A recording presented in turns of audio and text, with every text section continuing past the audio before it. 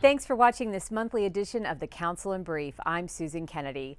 I'm standing here in the council chamber where much of the formal work of the council takes place. But when it's all said and done, their work affects you as county residents.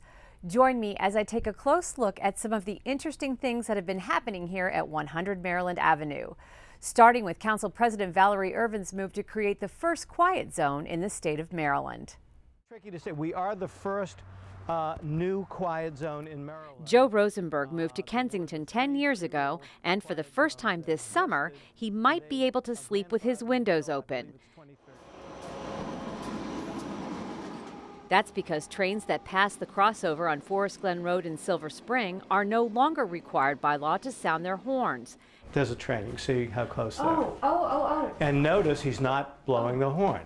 Establishing the state's first quiet zone. It was Council President Valerie Irvin who helped Rosenberg with his cause after years of trying to silence those horns.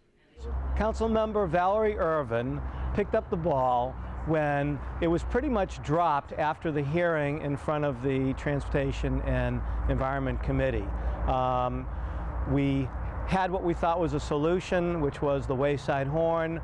CSX said they didn't want anything to do with it because it wasn't something that their people were all that familiar with. We requested another study to be done by the county. I explained the situation to Valerie Irvin. I expect she had some conversation behind the scenes to make sure that this other study was done. So she helped get the process going again. We managed to finally get the quiet zone. The CSX freight train horns, which can blast some 40 to 60 times a day, are not supposed to sound around Forest Glen Road unless there's an emergency. That according to an agreement with the County Council and federal rail authorities. Operators who do not comply can be subject to fines. Now tell me, where is somebody on the tracks that requires this?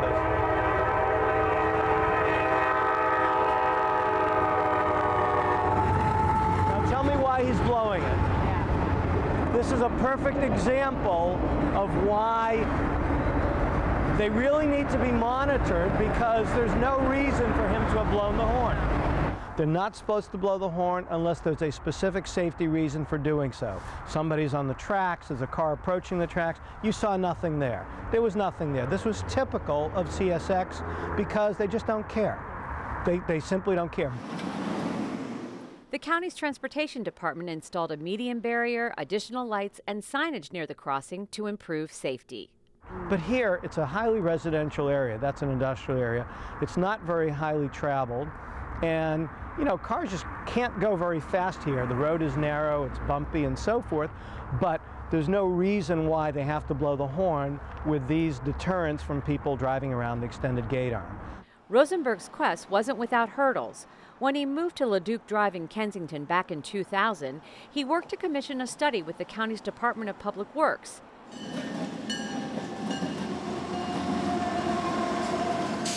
He and other residents also sent petitions to state highway and federal railroad officials. However, most seem reluctant to spend money on safety improvements required to silence the horns. Councilmember Irvin took up the neighborhood's cause in 2008 when the group approached her. She worked to gain the necessary approvals for a new median and signs at the crossing. It's essentially a 90% improvement. You know, we still get about a half a dozen horns a day, as you just heard a few minutes ago. And if it's about a half a dozen that blow the horn, that's a 90% reduction. Yeah. And so I'm saying, okay, the cup is a lot more than half full. Some of the members got together and floored me with this very unique memento, which is crushed train horns with the tracks embossed in the back. Interestingly enough, Joe Rosenberg has used a white noise machine to block out the sound of the passing trains for years. Now he thinks he might just be able to turn it off. And there's different background noises. You can have waterfall, you can have babbling brook. They have one that's a train. I don't use that one. There's more to my life than just a train horn. I just feel at this point like it's a much nicer place to live for people who live close to the tracks.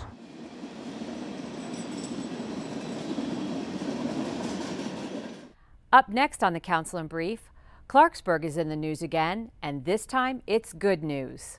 When the town center is done, we'll have a thriving downtown where people can go, hang out, restaurants to eat at, an active space. What do traffic cams, elected officials, and park openings have in common? County Cable Montgomery. CCM is the place for local news and information, 24 hours a day, 7 days a week.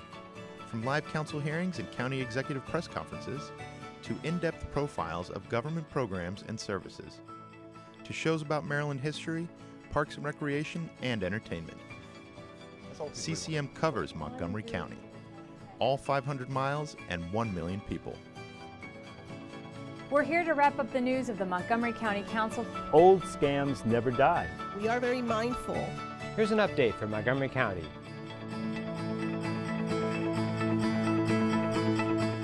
CCM is your county information station.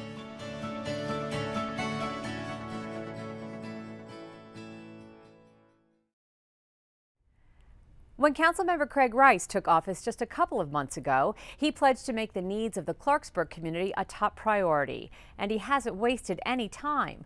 A proposal pushed forward by Councilmember Rice would alter the staging of the Clarksburg master plan to allow the building of a grocery store outside of the town center.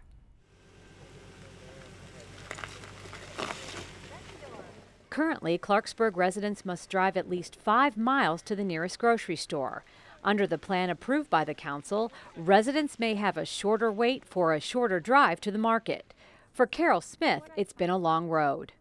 It has been. You think through when you go to the grocery store, you make sure you get everything you need, and then when you don't, you hope that neighbors have it, or you just do without. But it's ridiculous in this day and age with time being a constraint and with gas being a problem. You don't want to go back and forth to the grocery store every time you forgot something.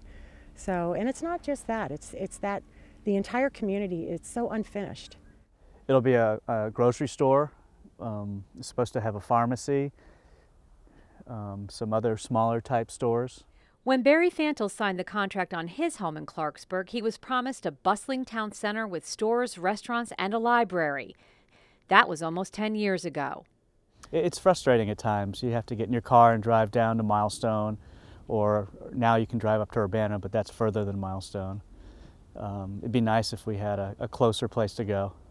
Now, with the unanimous approval of the amendment to the Clarksburg Work Program, he's cautiously optimistic. He and many other residents of the community have tried everything in their power to get some sort of retail started there. I know better than to get excited. I've done that, and I've been let down way too many times, so I don't want to go to that extreme where I think, oh my gosh, it's going to happen. But if it happens in another community, I'm all for that. I'll be very happy to see another community grow, and hopefully that will bring our developers to the understanding that it's going to happen with or without them. I'd like to see it happen here, but if it's not going to happen here, I'm totally in support of it happening in Clarksburg Village. We sometimes feel we're a forgotten community, and when we're remembered, they just use us for a dumping ground. They put the jail out here. There's a lot of opposition to that. They want to put the bus maintenance depot out here. There's a lot of opposition and problems with that. It's unfair that it's been taking this long. Yeah. Because this was supposed to be as it was originally put, the crown jewel. Both Smith and Fantle say they hope Councilmember Rice's move to accelerate the building of a grocery store might be just what the developer needs to get the town center moving.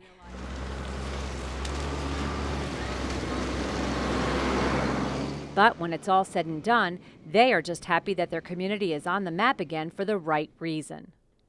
And it isn't just the Clarksburg Town Center, it's for all of Clarksburg, it's for the surrounding areas. And I think that people lose sight of that there are people that are coming from Monrovia and Mount Airy and other areas. They come here to 270, and they'd like to have a place to stop and do what they need to do. I think it'll be great. I think when the town center is done, we'll have a thriving downtown where people can go, hang out, restaurants to eat at, an active space.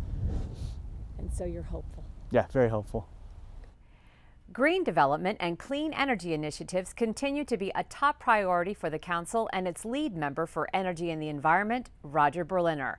He and his colleagues are working diligently to make Montgomery a national leader in this area. To help the county meet its goal of an 80% reduction in carbon emissions, Mr. Berliner came up with a plan to involve residents, a solar energy tax credit. There's prerogative to follow up on a number of questions that my colleagues raised. The county passed legislation sponsored by Mr. Berliner to give residents property tax credits for energy efficient and renewable energy upgrades to their home. $250 for the installation of energy efficient devices, up to $5,000 in property tax credit for a solar or geothermal system, and up to $1,500 for installing a solar water heater. This is just really interesting. Gaithersburg resident Debbie Parrish took advantage of the credit when she installed a solar system in her home 2 years ago. The idea of harnessing the power of the sun and producing electricity was just so exciting to me. She received a $5,000 credit on her property tax bill. She says it was the icing on the cake when it came time to make the decision to go solar. Because it's so expensive to buy solar, especially back then, we knew that we had a Maryland State grant. There was a very small, at the time, federal tax credit.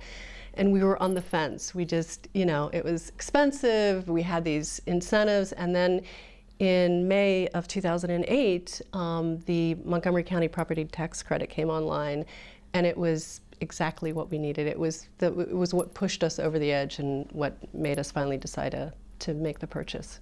659. Since going solar, the parish household has saved more than $2,000. October of 2007, we used 1,090 kilowatt hours, or billed for that amount. And in October of 2008, we were only billed for 24 kilowatt hours, which I think came to like $17, or I don't remember how much, but it was like such a small bill. And they were able to sell their solar renewable energy credits for close to $1,400. I'm very concerned about how things are in the environment these days, and we do a lot to conserve energy so we're not wasting a lot of energy, and so I knew that having a solar system would reduce our carbon footprint. And her concern for the environment has not been in vain. Statistics readily available online show the parishes are making a real difference in their carbon footprint. Our system has created 12,434 kilowatt hours of electricity, and it's basically equivalent to not driving 20,434 miles in a standard car. Or it's equivalent to planting 229 seedlings grown for 10 years. Absolutely incredible. So, one person, one home, 20,000 miles in a car. That's a lot. In 2.5 years. 60% of the energy used in Montgomery County homes come from coal, oil, and other fossil fuels, costing the consumer and the environment. As the price of solar comes down over the next several years, county officials and folks like Debbie Parrish hope consumers will take advantage of the rewards that are offered for going green. And for Deb Parrish, it was the deal maker. The tax credit made it possible for us to invest in it, really made it possible. I can't stress that enough. We are contributing to the health of our environment, and we're saving money in our electric bill. It's a win-win, isn't it? It's a win-win situation. You cannot go wrong. And thank you to Montgomery County. Well, that wraps up this month's look at what's been going on here at 100 Maryland Avenue. We will be back again with more behind the scenes of your council at work. I'm Susan Kennedy. Thanks for watching.